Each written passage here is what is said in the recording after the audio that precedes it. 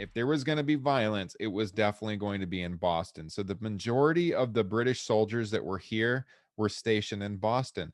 And the citizens didn't like that because they felt like their city was under siege by a military, right? They were occupied by a military. They felt like there was no reason for these people to be there. A lot of them had stayed after the French and Indian War, and they didn't think that was necessary. These soldiers were not paid very well. They had to get second jobs. The colonists are now having to fight them for work, and they don't like that because it's just more competition to get a job. And, there's insults between the two hurled on the streets. You pass a British soldier, sometimes they look at you funny, you think, or you're saying something to them. I will say for the most part, though, the British soldiers kept it together, at least early on, whereas the Americans were a little more vocal about their displeasure about them being there. So eventually, as time went on and the soldiers have been, harassed, people called them lobster backs. That was the big insult. They called them lobsters because they wore red coats. So they're screaming, lobsters, lobsters, you shouldn't be here, all this stuff. People would throw things at them, trying to provoke them. Eventually, there's fighting. And as you can see in this painting, the British soldiers are hitting them with their clubs, and the Americans are hitting them back with their clubs. And it was just a matter of time until somebody was going to get killed. And that's what happened in March 1770. So, March 5th, 1770 is the so-called Boston Massacre. And I say so-called because is it really a massacre? That's kind of up to you to decide after we go through this. But let's talk about what actually happened here. All right. So the night of March 5th, it's very cold. There's still snow on the ground in Boston. It's a long winter. There's ice, there's rocks, and there's a group of British soldiers that are stationed in this area of town near King Street. And there's kind of a large group of colonists that have kind of surrounded them, and they're harassing them and they're yelling. Okay. They're throwing things at them. They were throwing ice at the soldiers. They were throwing stones at them. Some of the colonists had these clubs, almost like bats, that they would use to make rope, that they were holding, and the soldiers felt threatened by that. And after a lot of harassment and screaming and yelling, one soldier got scared and he shot. He wasn't ordered to fire, but he shot. And then another soldier let off his gun and he shot, and another one shot his gun. And in the end, 5 American colonists in Boston lay dead. The first person who was killed was a man named Crispus Attucks, who was an African American man. Some people call him the first martyr of the American Revolution when he died in the Boston Massacre, because this is going to kind of set us on the road to revolution.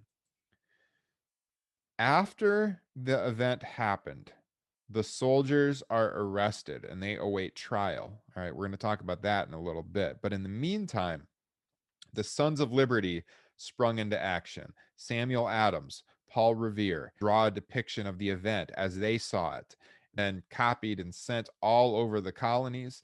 And it drummed up a lot of anti-British feelings, because if you look at the picture, it makes the British look extremely, extremely guilty, right? So it led to a lot of protests and it led to a lot of boycotts. But based on what I've told you about this event and how it actually went down, and looking at the artist depiction of it that Paul Revere had, what about this picture is not historically accurate? So you look at this, it looks like an ordered killing on a battlefield or something, right? Like you can see the captain is like going fire, and they're all shooting at the same time, like they would, like I said, on the battlefield. That's not at all what happened.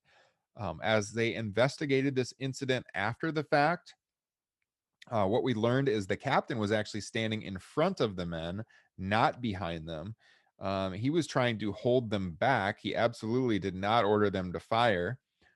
We know that the guns did not go off all at once like this. They were panicking. One went off, another one went off.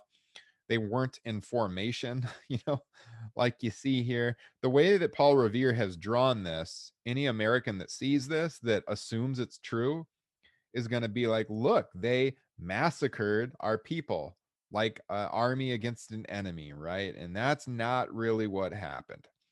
So this is propaganda. It was designed to The Sons of Liberty used this event to get the citizens angry at the British, and it worked big time. I mean, they sprung into action and they sent this all over town and around the New England area to get anti-British feelings at an all-time high. So what else? The dog. Everyone always mentions the dog. Why is there a dog there? I think it's just the imagery of this sweet little cuddly dog, like on the colonist side, watching this murder happen to kind of just make you feel like the British are even more mean. Um, there's no snow or ice on the ground anywhere, right? I told you they were throwing ice chunks. You see any snow on the ground? This happened at night, and although there is a moon up here, uh, there's like a blue streak in the sky. To me, it looks like it's happening during the day, which is not what really happened.